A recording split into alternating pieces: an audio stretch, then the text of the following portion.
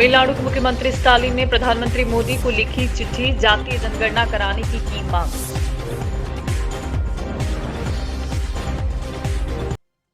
Gaza में अगले 24 से 48 घंटों में मानवीय सहायता के लिए 20 ट्रक पहुंचेंगे, बाइडेन बोले।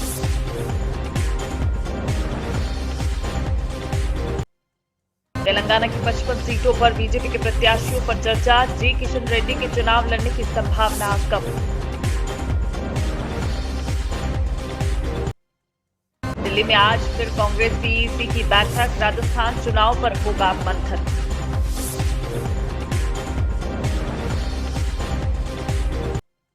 मध्य प्रदेश के ग्वालियर में प्रधानमंत्री नरेंद्र मोदी आज सिंधिया स्कूल के 125वें स्थापना दिवस समारोह में लेंगे हिस्सा। उत्तर प्रदेश के जनपद शाहजहांपुर में पूर्व एमएलसी जयेश प्रसाद के आवास में बने लॉन लॉयर गार्डन के मैदान में आयोजित प्रशिक्षण शिविर में शामिल होने आए सपा के राष्ट्रीय अध्यक्ष पूर्व मुख्यमंत्री अखिलेश यादव ने INDIA गठबंधन पर अपनी बात रखी। उन्होंने कहा कि गठबंधन को ये बात साफ कर देनी चाहिए थी कि प्रदेश स्तर पर कोई समझौता नहीं होगा। मध्य प्रदेश के चुनाव के लिए कांग्रेस ने उन सीटों पर भी प्रत्याशियों की लिस्ट जारी कर दी जिन पर सपा के विधायक है। अगर सीट नहीं देनी थी तो सपा से बात भी नहीं शुरू करनी थी। उन्होंने कहा कि अब पता चला कि INDIA गठबंधन देश के चुनाव के लिए है, प्रदेश के लिए नहीं। सपा मुखिया ने कांग्रेस के रवैये पर सवाल उठाते हुए कहा कि अगर उसका ऐसा ही व्यवहार रहा तो कौन साथ खड़ा होगा। कहा कि बीजेपी एक संगठित दल है, उससे लड़ना है तो कंफ्यूजन दूर करना होगा। वहीं आपको बता दें कि 2024 का लोकसभा चुनाव ही नहीं बल्कि संविधान और लोकतंत्र को भी बचाना है। ये भी अखिलेश यादव ने अपने बयान में कहा है। 2024 में भाजपा अगर सत्ता में आई तो छिन जाएगा वोट देने का अधिकार। सरकार पर जमकर बरसे हैं अखिलेश यादव। संवाददाता उदित शर्मा की रिपोर्ट, शाहजहांपुर, उत्तर प्रदेश। और जो लोग थोड़ी बहुत साजिश और षड्यंत्र कर रहे हैं, कभी कभी हम सोचते हैं कि हम लोगों को कितनों से मुकाबला करना।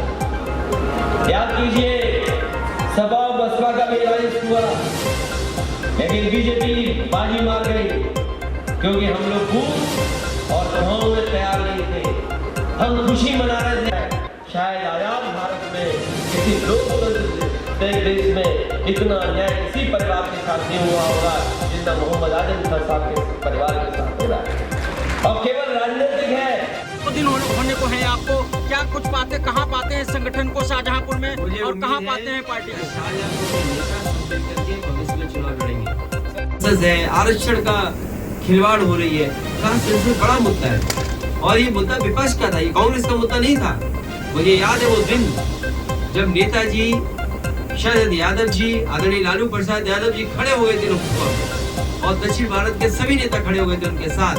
उस समय कांग्रेस ने आश्वासन दिया था कि कास्ट सेंसस करेंगे, लेकिन क्या कास्ट सेंसस हुआ? क्या उसके आंकड़े बाहर आए? तो यहीं पर नजर आता है कि ढुलमुल तरीके से आप कामयाब नहीं हो सकते हैं। आने वाले समय में आपको कास्ट सेंसस कराना ही पड़ेगा। इंडिया गठबंधन से क्या दूरी बना ली है जो पीडीए की जरूरत पड़ गई सर?